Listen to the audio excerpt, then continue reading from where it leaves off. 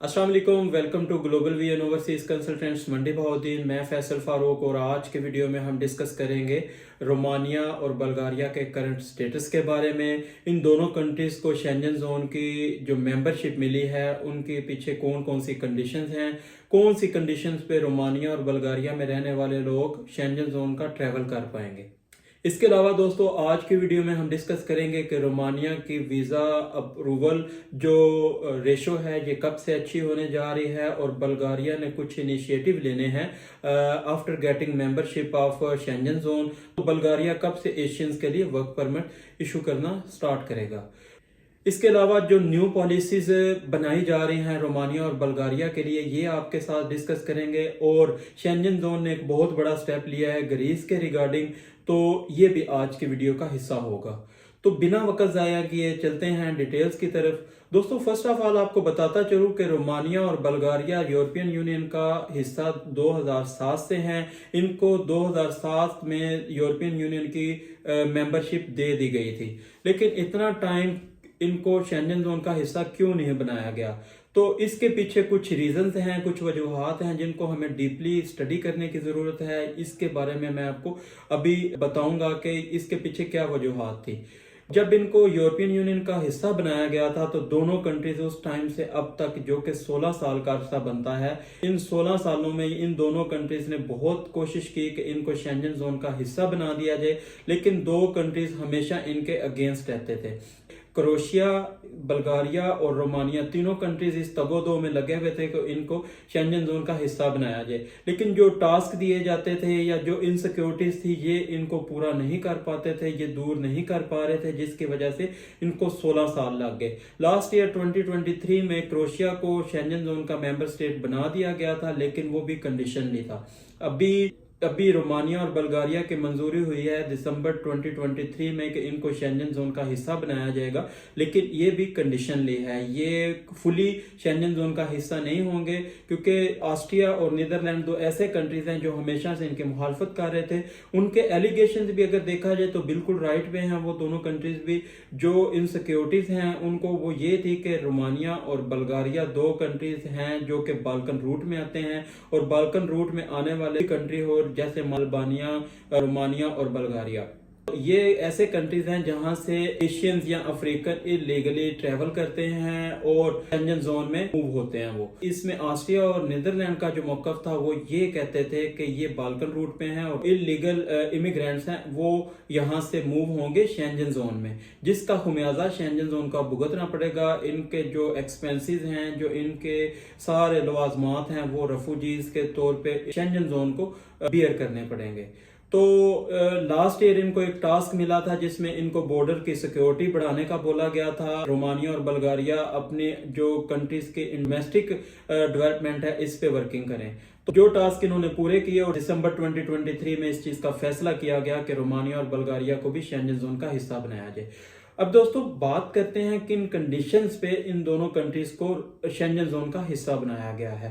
तो इसमें by air Romania Schengen zone का हिस्सा होगा और बाय सी, बाय लैंड या बाय रोड जिसको आप बोलते हैं, ये शेंजन जोन का हिस्सा कंसिडर नहीं होगा।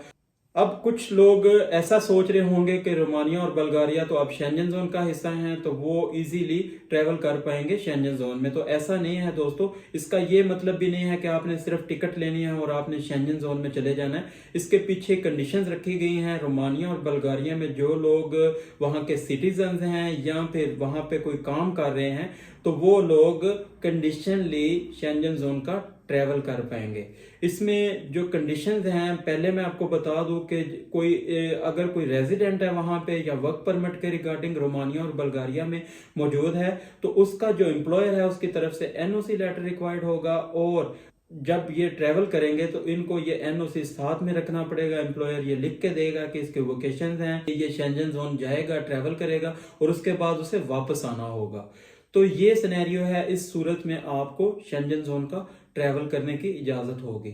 अब दोस्तों आपको बताऊं कि बाय रोड इनको रिस्ट्रिक्ट क्यों किया गया है, तो वो मैं पहले ही बता चुका हूं कि बाय रोड उनको इनसिक्योरिटीज हैं, इलीगली इमिग्रेंट्स जो होते हैं वो भी वहां पे मूव करेंगे।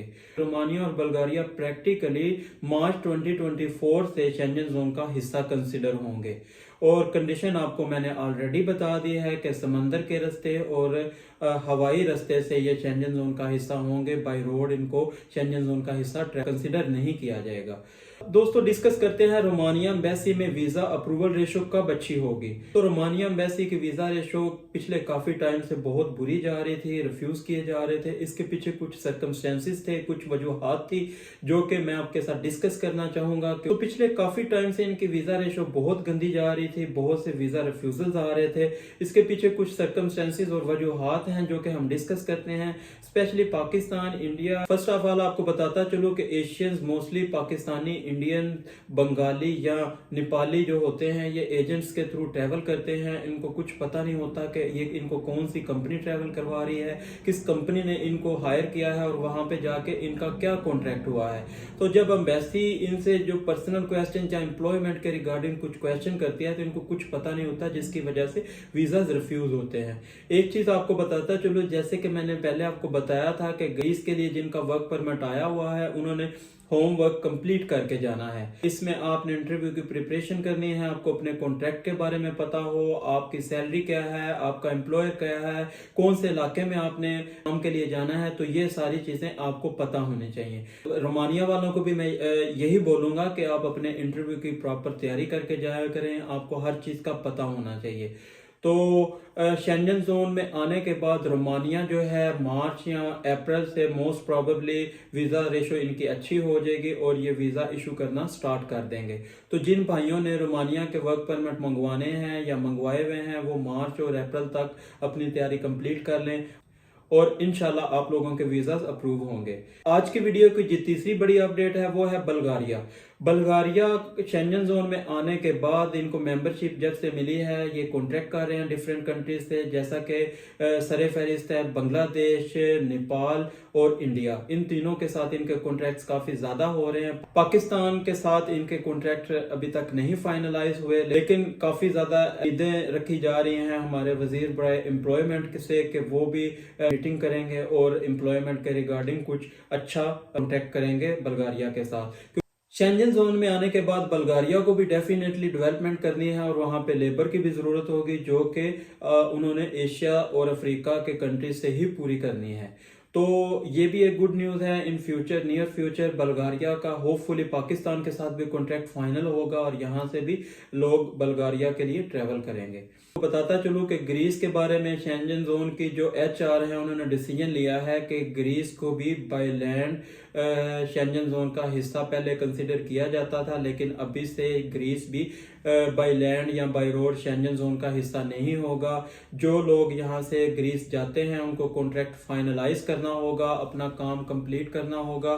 वहाँ पे ही जो कंपनी उनको हायर करेगी या जो एम्प्लॉयर उनको हायर करेगा वो वहाँ पे ही उस एम्प्लॉयर के पास ही अपना कॉन्ट्रैक्ट फाइनल करेंगे। तो होपफुली आपको आज की वीडियो पसंद आई होगी। मजीद इंफॉर्मेटिव वीडियोस देखने के लिए मेरे चैनल के साथ जुड़े रहिए। मिलते हैं नेक्स्ट वीडियो में। अल्लाह हाफिज।